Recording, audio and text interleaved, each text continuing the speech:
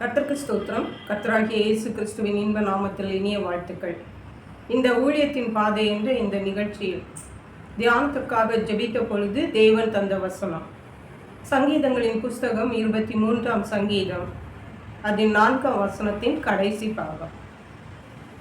உமது கோலும் உமது தடியும் என்னை தேற்றும். நம்முடைய கர்த்தராகிய இயேசு கிறிஸ்து நம்மை தேற்றுகிற தேவனாக இருக்கிறார். இந்த 23ஆம் சங்கீதத்திலே தேவன் நம்முடைய மேய்ப்பராயிருக்கிறார்.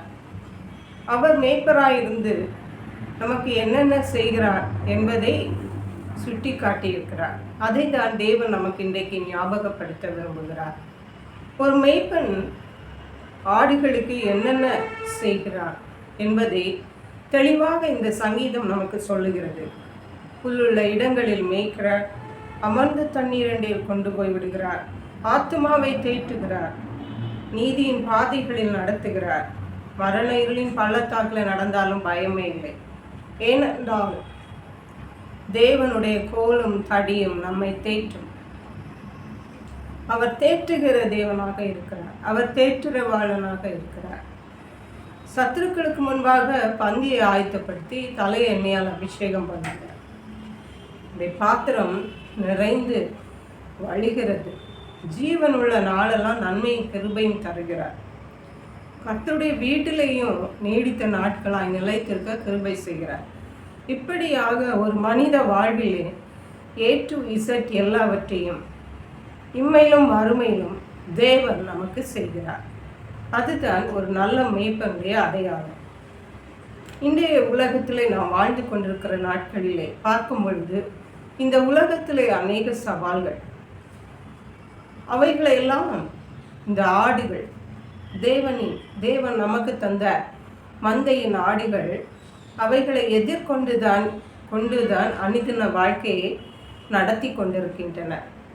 உதாரணமாக இன்றைய உலகத்தை பார்க்க போனால் எத்தனையோ பிரச்சனைகள், அரசியல் ரீதியாக, மத ரீதியாக, வேலை ரீதியாக, பொருளாதார ரீதியாக மற்றும் சத்துருக்களினாலே இப்படியாக அநேக சவால்களை எதிர்கொண்டுதான் இந்த ஆடுகள், தேவன் நமக்கு தந்த மந்தையின் ஆடுகள் இன்றைக்கு வாழ்ந்து கொண்டிருக்கின்றன.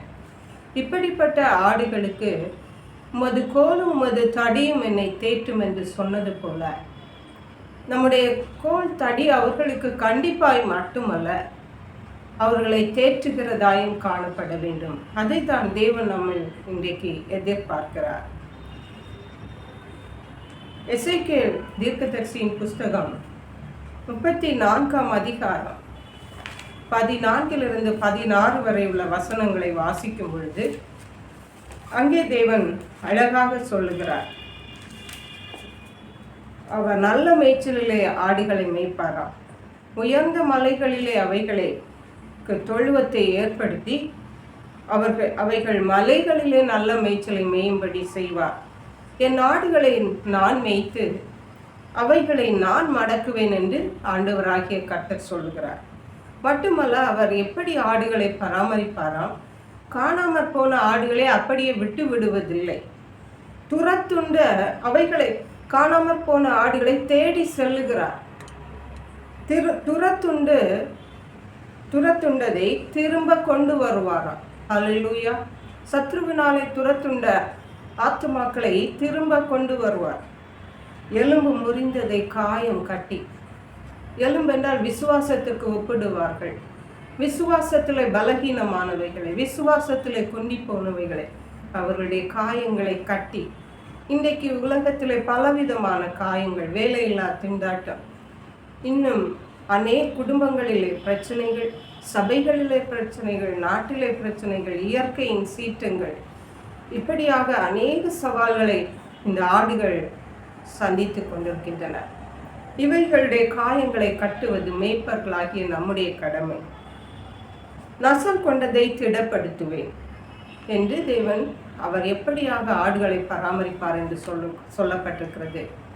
இவ்விதமான அனுபவங்கள் இந்த சங்கீதம் 23 உள்ள அந்த அனுபவம் எசேக்கியேல் தீர்க்கதரிசியின் புஸ்தகம் 34ஆம் அதிகாரத்தில் உள்ள அனுபவங்கள், மேய்ப்பனுக்கும் ஆடுகளுக்கும் இடையே உள்ள இந்த அனுபவம் இன்றைக்கு ஊழியர்களுக்கும் விசுவாசிகளுக்கும் இடையிலே காணப்பட வேண்டியது அவசியமாக இருக்கிறது. யோவான் எழுதின சுவிசேஷம் 10ஆம் அதிகாரம் 14-15 வசனங்களிலே இயேசு சொன்னார், நானே நல்ல மேய்ப்பன், பிதா என்னை அறிந்திருக்கிறது போலவும் நான் பிதாவை அறிந்திருக்கிறது போலவும் நான் என்னுடையவைகளை அறிந்தும் என்னுடையவைகளால் அறியப்பட்டும் இருக்கிறேன். ஆடுகளுக்காக என் ஜீவனையும் கொடுக்கிறேன். அந்த தேவனுக்கும் ஆடுகளுக்கும், அதாவது இயேசு கிறிஸ்துவாகிய மேய்ப்பருக்கும் அவரை பின்பற்றுகிறவர்களாகிய நமக்கும் இருக்கிற உறவின் நெருக்கத்தை இந்த வசனங்களிலே பார்க்கிறோம். இவ்விதமான ஒரு நெருக்கமான உறவை இந்த நல்ல மேய்ப்பராகிய இயேசு கிறிஸ்து அவருடைய ஆடுகளாகிய நம்மிடத்திலே வைத்திருப்பது போல, ஆடுகளை மேய்க்கிற மேய்ப்பர்களாகிய நாமும் நம்முடைய ஆடுகளை குறித்து அவர்களுடைய நிலைமை என்ன, அவர்களுடைய சவால்கள் என்ன என்பதை அறிந்து நாம் அவர்களை நடத்துகிறவர்களாக காணப்பட வேண்டும் என்பதை தேவன் நம்மை எதிர்பார்க்கிறார். அதாவது அவர்களை ஆற்றுகிறவர்களாக, நம்முடைய கோலும் தடியும் இந்த ஆடுகளை ஆற்றுகிறதாக, தேற்றுகிறதாக காணப்பட வேண்டும். கர்த்தர் தாமே அதற்கேற்ற கிருபைகளை நமக்கு தந்தருள்வாராக. ஜெபிப்போம். எங்களை கிருபையை நேசித்து பாதுகாத்து வழி நடத்துகிற எங்கள் அன்பின் தகப்பனை, ஆசீர்வதிக்கப்பட்ட இந்த நல்ல நாளுக்காக நன்றி. இந்த வேளையிலும் இந்த ஊழியத்தின் பாதை என்ற நிகழ்ச்சியின் மூலமாக மேய்ப்பர்களாகிய நாங்கள் தேவன் எங்களுக்கு தந்த ஆடுகளை ஆற்றி தேற்றுகிறவர்களாக,